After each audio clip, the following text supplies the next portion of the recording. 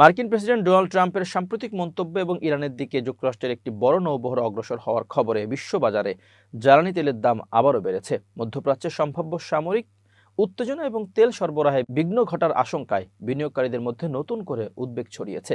শুক্রবার 23 জানুয়ারি আন্তর্জাতিক বাজারে অপরিশোধিত তেলের দামে উল্লেখযোগ্য উৎফলন দেখা যায়। যুক্তরাষ্ট্রের ওয়েস্ট টেক্সাস ইন্টারমিডিয়েট ক্রুডের দাম প্রতি ব্যারেলে প্রায় $60 পৌঁছায়। একই সঙ্গে ব্রেন্ট ক্রুড ফিউচার্সের দাম প্রায় 0.9% বেড়ে ব্যারেল প্রতি $64.61 দাঁড়ায়। এক বিবৃতিতে প্রেসিডেন্ট ট্রাম্প জানান, একটি শক্তিশালী মার্কিন নৌবহর ইরানের দিকে যাত্রা করেছে, তবে তিনি আশা প্রকাশ করেন এই বাহিনী ব্যবহার করার প্রয়োজন হবে না। একই সঙ্গে তেহরানকে সতর্ক করে ট্রাম্প বলেন, কোনো বিক্ষোভকারীকে লক্ষ্যবস্তু করা বা পারমাণবিক কর্মসূচি পুনরায় শুরু করার চেষ্টা থেকে বিরত থাকতে হবে। ওপেকের চতুর্থ বৃহত্তম তেল উৎপাদনকারী দেশ ইরানের বিরুদ্ধে সম্ভাব্য মার্কিন সামরিক পদক্ষেপের আশঙ্কায় তেল সরবরাহ ঘিরে অনিশ্চয়তা তৈরি হয়েছে।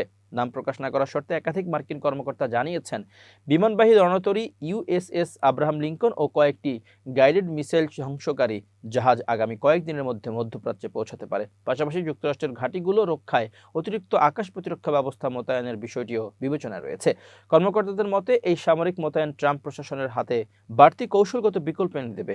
এতে একদিকে অঞ্চলে অবস্থানরত মার্কিন বাহিনীর নিরাপত্তা জোরদার হবে, অন্যদিকে প্রয়োজনে অতিরিক্ত সামরিক পদক্ষেপ নেওয়ার সুযোগ তৈরি হবে। বাজার বিশ্লেষকদের ধারণা, মধ্যপ্রাচ্যের ভূরাজনৈতিক উত্তেজনার সঙ্গে ডলারের মান কিছুটা দুর্বল হওয়ায় তেলের দাম ঊর্ধ্বমুখী হয়েছে। যদিও আন্তর্জাতিক জ্বালানি সংস্থা আইইএ পূর্বাভাস দিয়েছিল 2026 সালে বিশ্ববাজারে তেলের সরবরাহ চাহিদার চেয়ে বেশি থাকতে পারে। তবে ট্রাম্পের সাম্প্রতিক কঠোর অবস্থান সেই হিসাব আপাতত অনিশ্চিত করে তুলেছে।